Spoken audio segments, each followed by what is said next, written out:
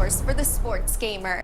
What's up, sports gamers? It is Curtis, your SGO footy guru, and yes, EA is actually talking about pro clubs fairly early in these deep dive patch notes, so I'm very excited to go over this with you guys. I don't have my script with me like I usually do, but right off the cuff, just freestyle it. We're gonna talk about these patch notes for FIFA 22 pro clubs. Let's go.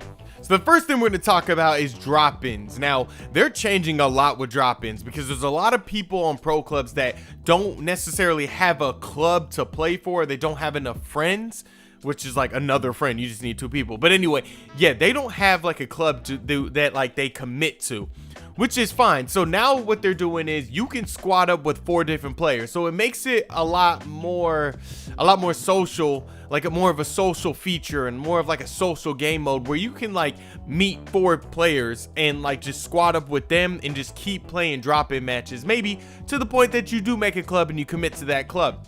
Also, one thing that they added to it is that if you play as a striker, you don't have to kind of fight for people to play as just a striker. You can put in, hey, I'm a striker, so you'll play one of the forward positions, which is like striker, left wing, right wing. You won't be, you know, sometimes left playing as cam or playing as a center mid. You'll play as your role on the pitch. And I think this is just little upgrades, but they're very helpful for the people that play drop-in matches. So with player growth, there hasn't been too many changes on the base level of it. Of course, like the max level is 25. Everything you do in games gets you EXP, and of course your match rating, all that matters and things like that. The things that they changed was perks, and they're bringing in something called archetypes. And I know archetypes are in other sports games, but perks have changed. Now you can only have 3 perks per player now. So the perks that you can have are like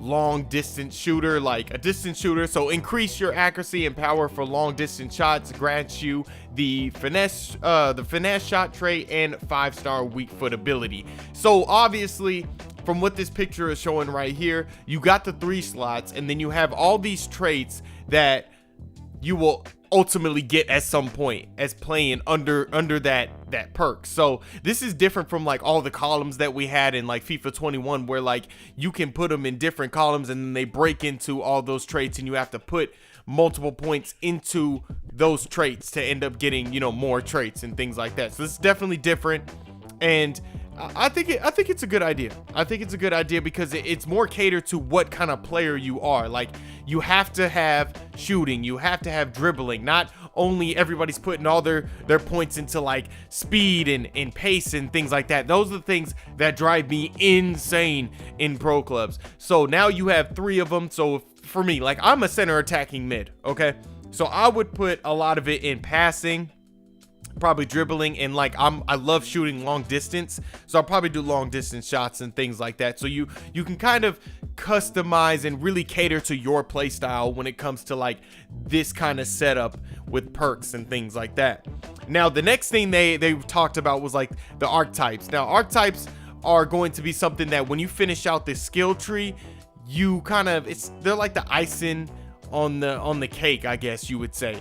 So once you finish out your skill branch, you're gonna be able to pick an archetype. Now an archetype would be like a maestro, like a midfield maestro, somebody. So with the midfield maestro archetype, you would probably get like, you know, passing, like your passing might go up higher, your field vision, things like that, reaction time, things like that would definitely just like beef up your player in that specific archetype. So they don't really talk about it a lot on this page, but we're gonna have to see it more in game and how that works and how that makes your player different, and how all the play styles are different when you start choosing archetypes and perks and how they all play with each other. So it's gonna be very interesting how this new and improved player growth system is on FIFA 22.